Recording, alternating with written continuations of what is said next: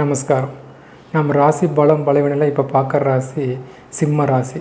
சிம்ம ராசியோட பலமே என்னென்னு பார்க்கும்போது அவங்களுடைய அதிகார பண்பு தான். ஏன்னா அதுதான் அவங்கள தற்காத்து வச்சுக்கிறதே. முக்கியமாக சொல்லும்போது சிம்மத்துக்கு தற்காப்பே இந்த அதிகார பண்பும் தலைமை பண்பும் தான்.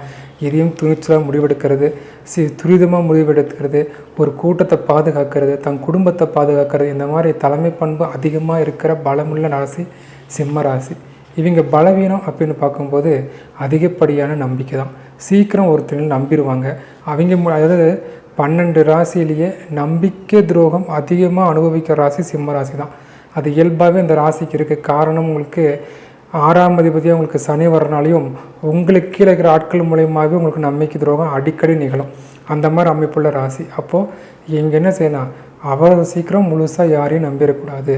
தீர்க்கமாக ஒரு முடிவெடுக்கிற வரைக்கும் அவங்களை நம்பாமல் இருக்கிறது நல்லது. சரி, அதுக்கான பரிகார அமைப்பு அப்படின்னு பார்க்கும்போது மலையேற்றம் இவங்களுக்கு சிறந்த பரிகாரமாக இருக்குது.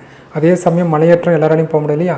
அப்போது மலைகள் மேல் இருக்கிற கோயில்களுக்கு, அதுவும் மதிய வேளை ஞாயிற்றுக்கிழமை மதிய வேளை உச்சிகால பூஜைக்கு மலை மேலே இருக்கிற கோயில்களுக்கு போயிட்டு வரும்போது இந்த அமைப்பிலிருந்து எங்களுக்கு விடுபடுறதுக்கான வாய்ப்புகளை ஏற்படுத்துறது.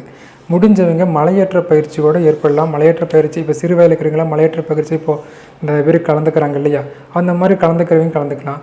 வயதானவர்கள் இல்லைனா அந்த மாதிரி அமைப்பு இல்லாதவங்களுக்கு மலை மேல் உள்ள பகுதியில் உள்ள கோயில்களை வணங்கி வர்றது உங்களுக்கு சிறப்பை தரும். நம்பிக்கை துரோகத்திலிருந்து மட்டும் இல்லை, ஒருத்தருடைய குணங்களை தெரிஞ்சிக்க இந்த பரிகாரம் உங்களுக்கு உதவி செய்யும். வாழ்த்துக்கள்.